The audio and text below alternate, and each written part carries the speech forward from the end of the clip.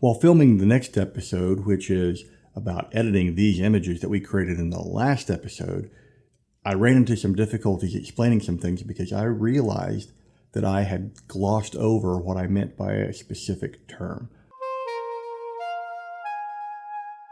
As I explained earlier, RAW, R-A-W, usually capitalized, really just means a raw image. It has no editing done to it. It is a digital negative.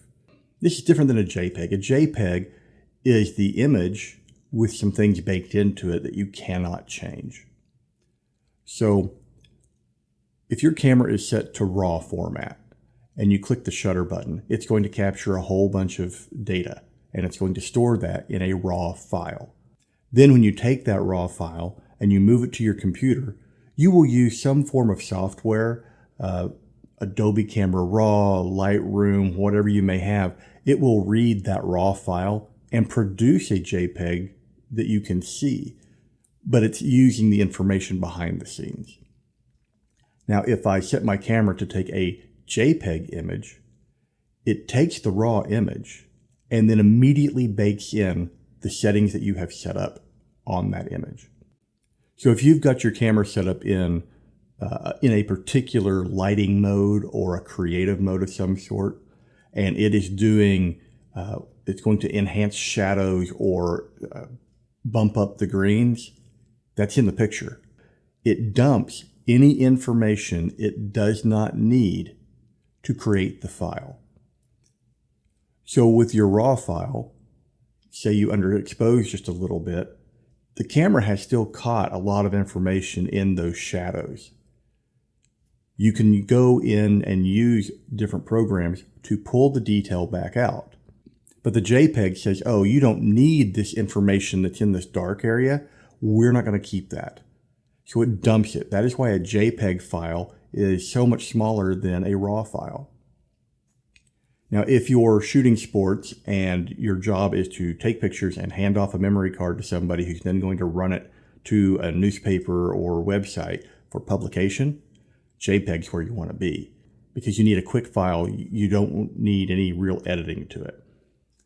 If you're doing portrait photography or something like a very nice detailed miniature photograph, there's no reason not to do RAW other than it seems overwhelming. I would encourage you to shoot in RAW because it makes this a lot easier. So for example, in this next episode, we're going to talk about using that Y-ball card to manipulate the image to get the color balance. With a RAW file, it's very easy. What I discovered while shooting for the next episode is I remembered that JPEGs don't work the same. I cannot take a JPEG into Photoshop and easily color balance. There are ways to do it, but it's not as accurate as if I shoot the image with RAW. So if you're going to shoot in JPEG, rather than shoot the Y-ball card in the way that we did in the last episode, what you want to do is fill the frame with your gray card. Whether it's a Y-ball card, faded denim, whatever you're going to use. Fill the frame. Take a picture. Go into your camera settings and there should be a setting called Custom White Balance. Select that image as your custom white balance image. If you're using the Y-ball card, that now means the camera is going to look at that image and say, with the lighting you've got, with it coming onto this color like it is, this is how everything else I do is going to work.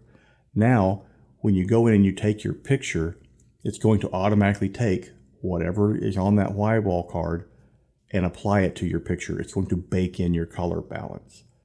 In a way, it's a lot easier to bake in that custom white balance that way, even than doing it in RAW. And there are tons of photographers who will tell you to do this custom white balance. Now, I don't do this on a normal basis because for years, the cameras I have used are so good at getting that balance where I want it that I haven't really needed to. I've actually found it a lot easier just to do the Y-ball card or balance it by eye without a Y-ball card. Maybe think of it this way. Picture your bottle of acrylic paint as a JPEG. The recipe's already been baked in. This is the color you have. Now you can still manipulate it. You can put some paint on your palette. You can add some medium to it. You can add some water to it to thin it out. We talk about the consistency, all these things that you can do to it. But there comes a point where you do a little too much, and suddenly the pigment is no longer properly suspended in the medium, and it's not going to cover right. That's why I shoot raw. I can do a lot of stuff to the raw image and it will never break down. And here's why it will never break down. When you edit anything on a raw image, you're not actually changing the raw image. It's still there. That negative is always going to be there.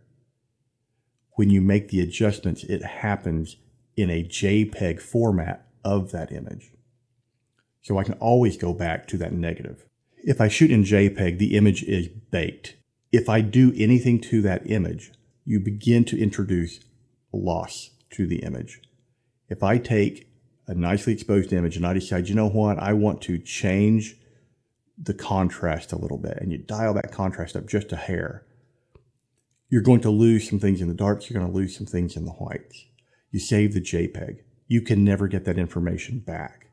You come back into the JPEG later and you say, yeah, the contrast was right, but I'd like a little more saturation. So you can dial that saturation up a little bit and you save the image.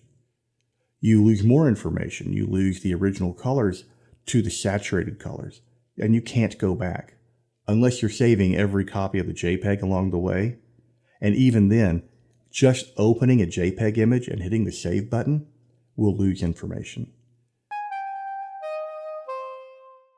If you're going to shoot in JPEG, the first thing you do after you get your lighting set up is put whatever you're using for a gray card in front of the camera. Fill the frame of the camera. It needs to be the entire frame. Take a picture of that gray card. Go into your camera settings. Set the custom white balance. Pick that photo that you just took of the gray card as your custom white balance. Doesn't matter what your lights are doing. If you're shooting under tungsten, LED, whatever you're shooting under, the white card is showing that in the image.